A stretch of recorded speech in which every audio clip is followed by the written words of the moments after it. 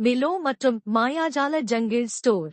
ஒரு காலத்தில் உயரமான மரங்கள் மற்றும் வண்ணமயமான உயிரினங்கள் நிறைந்த ஒரு துடிப்பான காட்டில் மிலோ என்ற குறும்புக்கார குரங்கு வசித்து வந்தது.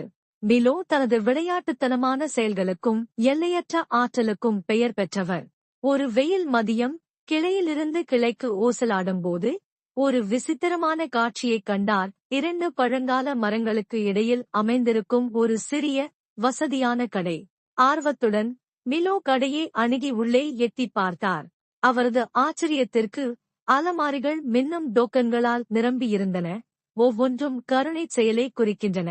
கடைக்காரர் செஸ்டர் என்ற ஒரு புத்திசாலித்தனமான வயதான ஆமை மிலோவின் ஆர்வத்தை கவனித்து அவரை உள்ளே அழைத்தார்.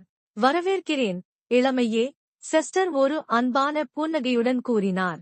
இந்த டோக்கன்கள் காடு முழுவதும் கருணையை பரப்புவதன் மூலம் சம்பாதிக்கப்படுகின்றன. ஒவ்வொரு நல்லெண்ணச் செயலும் எங்கள் சேகரிப்பில் ஒரு புதிய டோக்கனைச் சேர்க்கிறது. ஆர்வத்துடன் மிலோ தனது முதல் டோக்கனைப் பெறுவதற்கான ஒரு பணியை தொடங்க முடிவு செய்தார். அவர் தனது சக காட்டுவாசிகளுக்கு உதவத் தொடங்கினார். பறவைகளுடன் தனது பழங்களை பகிர்ந்து கொள்வது, யானைகள் அவற்றின் வழியை கண்டுபிடிக்க உதவுவது மற்றும் ஆற்றங்கரையில் தனிமையாக இருக்கும் ஜாகுவார்க்கு ஆறுதல் அளிப்பது. மிலோவின் செயல்களைப் பற்றிய செய்தி விரைவாக பரவியது.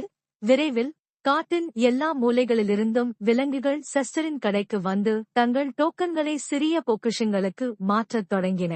மிலோவின் எளிய கருணைச் செயல்களால் காடு நல்லெண்ணம் மற்றும் மகிழ்ச்சியின் புகலிடமாக மாறியது. எனவே காடு செழித்து வளர்ந்தது. உண்மையான புதையல் கடையில் உள்ள பளபளப்பான பொருட்கள் அல்ல, நட்பின் அரவணைப்பு மற்றும் கொடுப்பதன் மகிழ்ச்சி என்பதை அனைவருக்கும் கற்பித்தது.